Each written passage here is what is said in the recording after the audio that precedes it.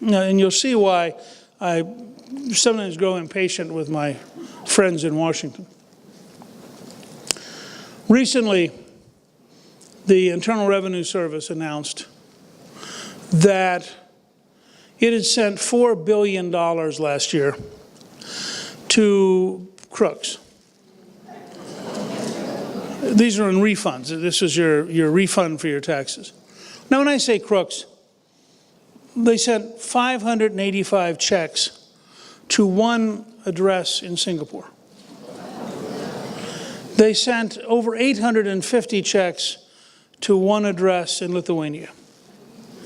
Now, at one level, you have to ask yourself how you ended up with a government so mindless and so incompetent that it could do this.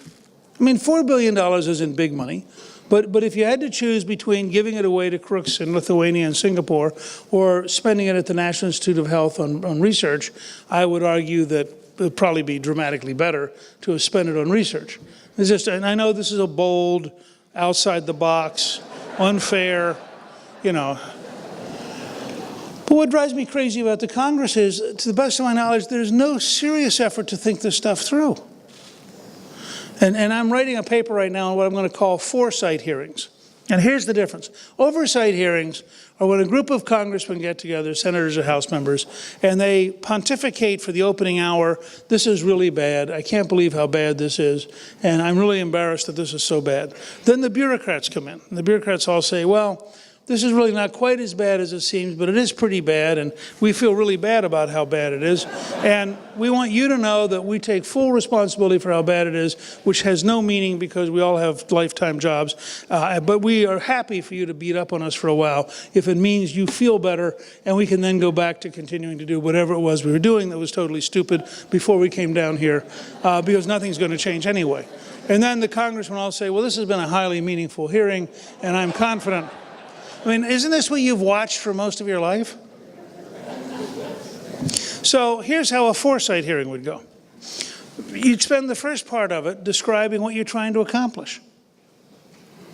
You know, for example, an IRS system whose refund accuracy level is comparable to American Express, Visa, or MasterCard.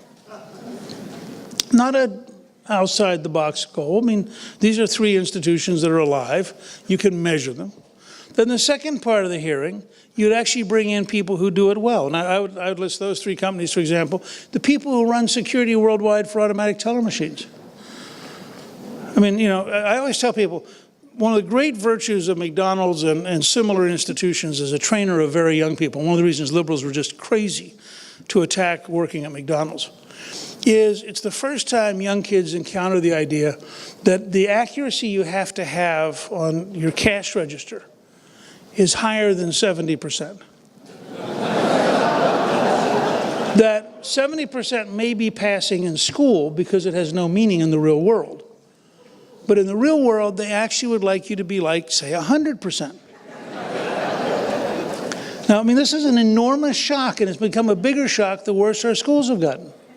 Because all of a sudden these little kids are going, you mean, every day?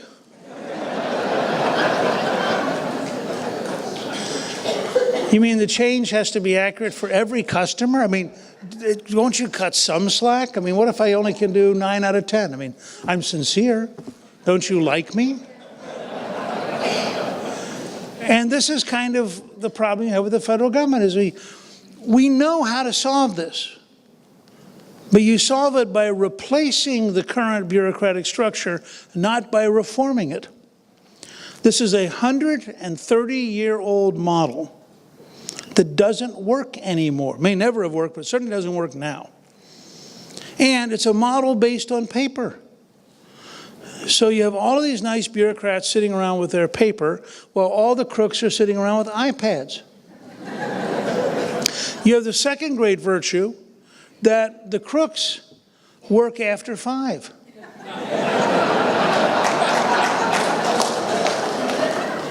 I mean, I first learned that from my best friend in high school, who was a very, very successful tax lawyer. And I said, what's the key to what you do? He said, I work later. He said, the IRS will issue a rule. And it's a fairly lengthy process to issue a rule. And by the time they have had the comment period and they have finalized the rule, I will have found a new loophole for my client to get around the rule. Because I'll stay late enough at night that I will presently figure it out, and they will then take them 3 years to discover the new loophole that I've already found. And by the time they issue the new rule, I will have found a new loophole. And he said, I make a lot of money because, my client thinks this is cool. Almost every American corporation believes not paying the federal government is a good thing. And frankly, almost every American believes not paying the federal government. I've had very few people rush in and say, I feel so bad. Could I give them more?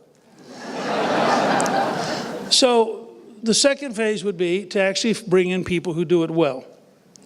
The third phase would be, in a very calm way, to bring in the people currently in charge and just say, explain the system. This is a systems problem. This is something I learned from taking a tutorial from Edwards Deming, the father of the quality movement. This is not about bad people. These are decent people in a terrible system. And so you ought to say, tell me what the system is. And then you ought to bring in experts who could say, all right, here is a system that works and here is a system that fails. And if you really want to get to the system that works, it means you have to have these changes.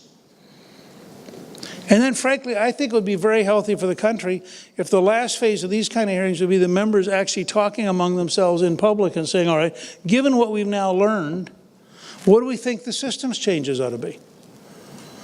And this is endemic. The president the other day, to his credit, began to explain, I don't think he understood the implications, but he began to explain that, his campaign could be really effective because they weren't in the federal government.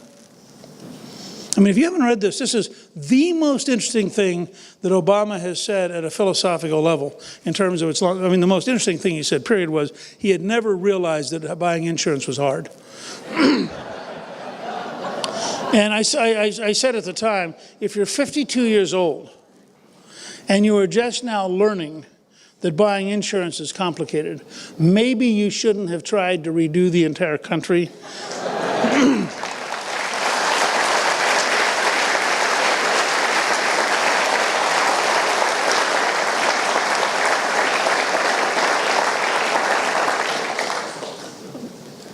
But he actually said two other things. This one press conference, when he was clearly totally rattled, and it's almost painful. The Washington Post put up 6 pictures of him on the front page the next day with different images of, sort of between defeat, dismay, disillusion, whatever the other words were.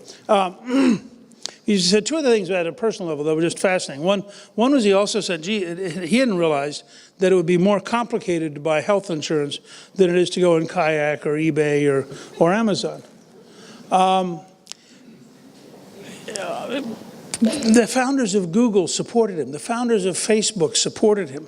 I mean, the idea that he didn't bring in a bunch of these guys sometime 2 or 3 years ago and say, hi guys, how hard do you think it'll be to design a highly complex system nationwide for 315 million people, which requires them to give you all their personal information so we can then have a calculator to tell them what their subsidy is so they never actually know the real cost because they'd be really mad. Apparently nobody who was competent ever wandered in and said, what you're trying to do, because what he's trying to do is much harder than Amazon. It's not a fair comparison.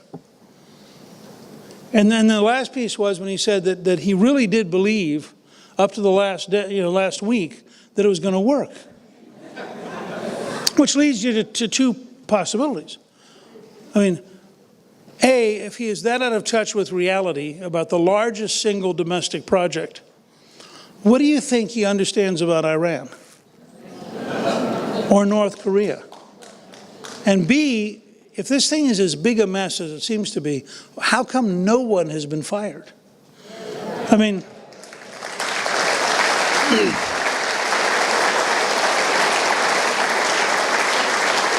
if you want to talk about institutionalizing incompetence, it is having people fail on a grand scale and keeping them.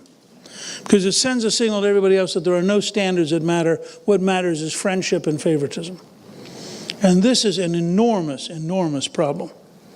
But the strategically bigger thing he said, and he goes on about 3 or 4 sentences on it. He says, you know, setting up an IT program for the campaign was easy because we didn't have all these federal regulations. And then he goes on at length about the federal regulations. Well, this raises, and by the way, I happen to agree with him. And I told one of his assistants a couple weeks ago that this is actually a great excuse to look at all the federal procurement regulations, because if you look at the F-35 cost overruns, they are as big a scandal as Obamacare, but they don't get the same level of coverage. But we have a Defense Department today which has got to have a minimum of $200 billion a year of institutionalized waste. And it's just true across the whole system. In every place you turn in the federal government, our estimate is in Medicare and Medicaid, we have between $70 and $110 billion paid to crooks every year. I mean, this begins to be real money on a big scale. And it also sickens the whole system. Because you look around and you say, I could be an honest doctor or I could be rich. Gee, I think I'll just rip off the government for a few months. It's really dangerous to the very fabric of our society.